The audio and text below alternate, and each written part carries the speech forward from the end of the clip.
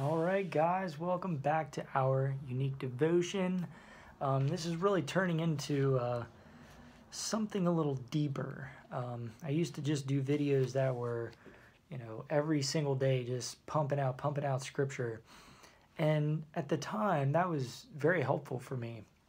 But as I've been going through this, I find that, taking a couple extra days and really reflecting on the scripture, really reflecting on the questions that sort of seem to stand out, you know, asking myself different questions, looking at it from different angles, putting those questions into each facet of my life as I go through the day, because it gives me a different perspective as I go from here to work to driving to doing my schoolwork to hanging out with my wife to hanging out with my cats. It sort of changes. It's the same question, but it can seem to come from different angles at times and just give you kind of a broader sense of what's going on. And then when you read the scripture, it's such a vast mosaic of ideas that it seems to expand the scripture. That's probably the best way that I can put it. So hopefully you're finding that also, or I suggest that you continue to try to push forward, that every single day you're trying to look for questions that God is putting on your heart, look for things that God's putting on your heart in the scripture as you're reading it, even if it's not what we're doing here, and trying to draw something a little deeper, a little broader, that, mosaic of ideas instead of just 2 plus 2 is 4. It's like, well, what is a 2? What is a plus? What is the equal sign? What is the 4? What is 2 plus 2 equals 4? Can you do it backwards? Can you twist it in different ways? That 4 minus 2 is 2. That's sort of the gist. Anyway, I just wanted to point that out for anyone that's kind of popping in. I see there are a few new subscribers. It's sort of the gist of what we do here, and it's really just to find a way to constantly push forward and create new ways of connecting with God and having that deeper, intimate time. So, I want to start by throwing out a starter question. Something that I keep finding popping up in my mind in a very general sense.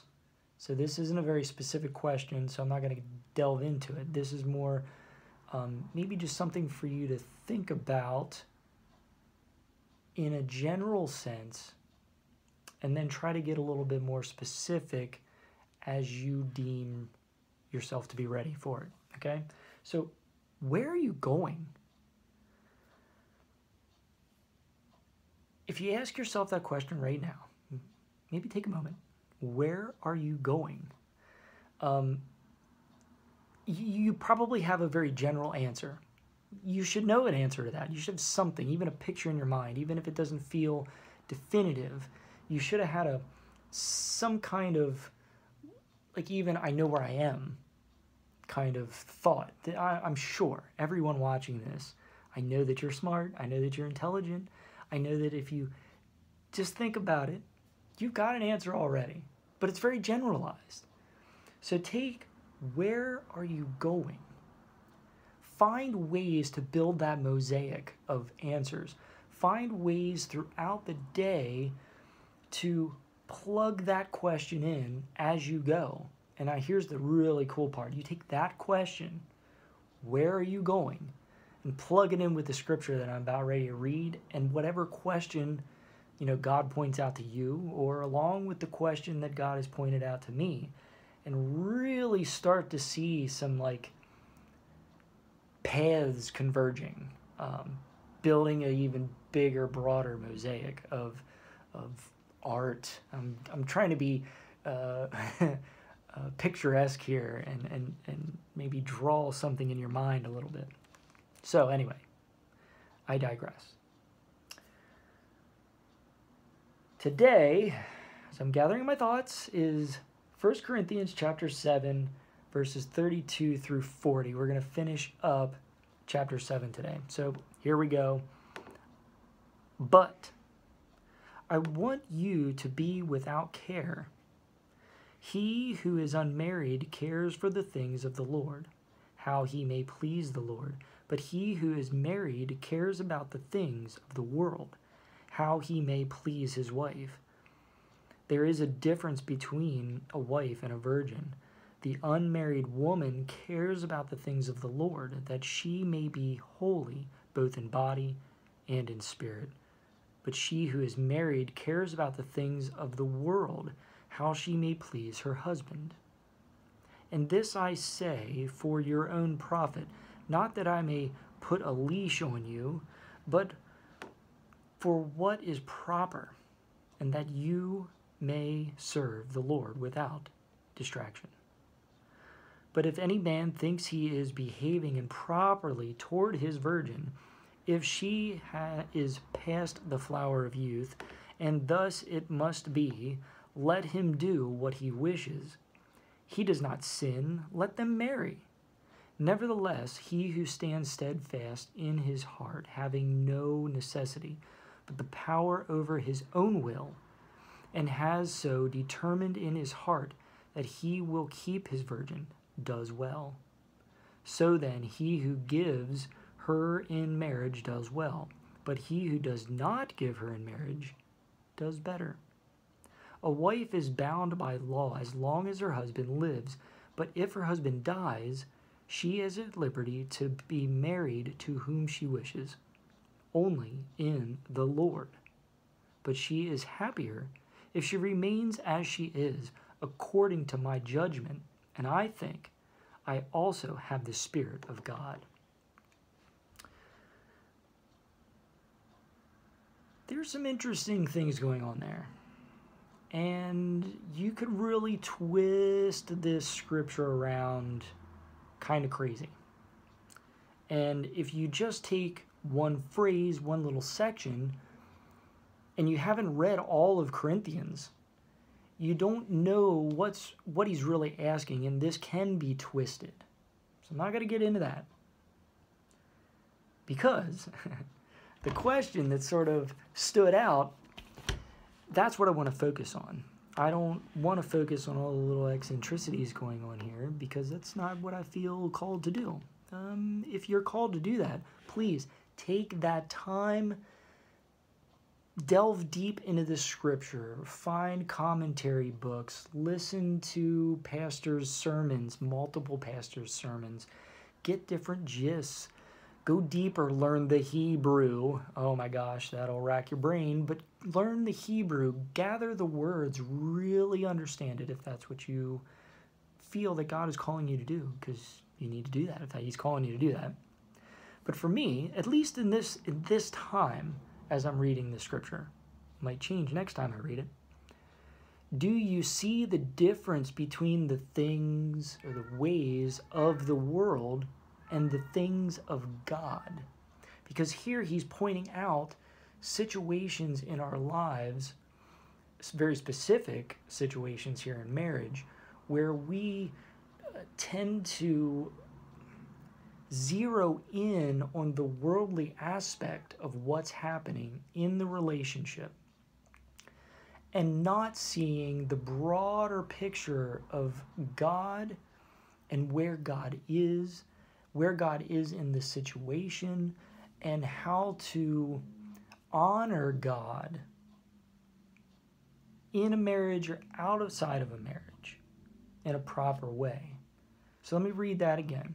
Do you see the difference between the things or the ways of the world and the things or the ways of God? All right, well, let's do one little thing here quick before I close this. Let's throw those two questions together this time. Where are you going? Now let's throw in that question, or throw in your own question. Do you see the difference between the things or the ways of the world and the things of God? Now here again, you're going to have a generalized answer. You intuitively kind of know broad in general, and that's how we guide our lives in that general sense. But for you specifically, really zero in, build that mosaic, plug those questions in throughout your day and see how those questions tend to take on a slightly different perspective each time you think about it, based on where you're at in your day and the people that you surround yourself with, just everything that is in your perspective at that time. Okay, so now that I've totally blown my own mind, because this isn't easy. This isn't necessarily easy. For some of you, I'm sure it'll come pretty quick, pretty natural. But this really isn't easy. This is something that's learned and skilled and constructed and built upon, engaged, put into action throughout life. This is a large chunk, a piece of what life is about. So I threw out those questions. There they are. We read the scripture. If you've gotten this far in the video so far, please feel free to go back through the other videos and listen to the different sets of scripture. Even if you skip over me, just use it as a scripture reference and catch up to 1 Corinthians chapter 7. And I guess I should add one more thing. So next time, we're going to do chapter 8. And if you're new, what I do is I usually read through the entire chapter first, and I call that ingestion time. And really it's just, you kind of start to feel what's going on in the chapter. You start to roll the pictures around in your mind a little bit. And that way when you go back, there tends to be a little bit more clarity as we work through the scripture then section by section. So that's what will happen next time in chapter 8. In the meantime, if you've liked this video, even if you haven't, please hit the thumbs up button, the like button. Please comment. Good or bad, I appreciate the comments. I love the perspective. And most importantly, please share this on all of your social media. Let's continue to build this community. It seems as the community grows, we tend to get more engagement. And it'll be really helpful if people start posting their comments and giving their own perspectives, no matter where they come from in life. Yeah. On that note, you know it's coming. I know that God is giving you all the blessings you deserve, and even more so, all the blessings you don't deserve.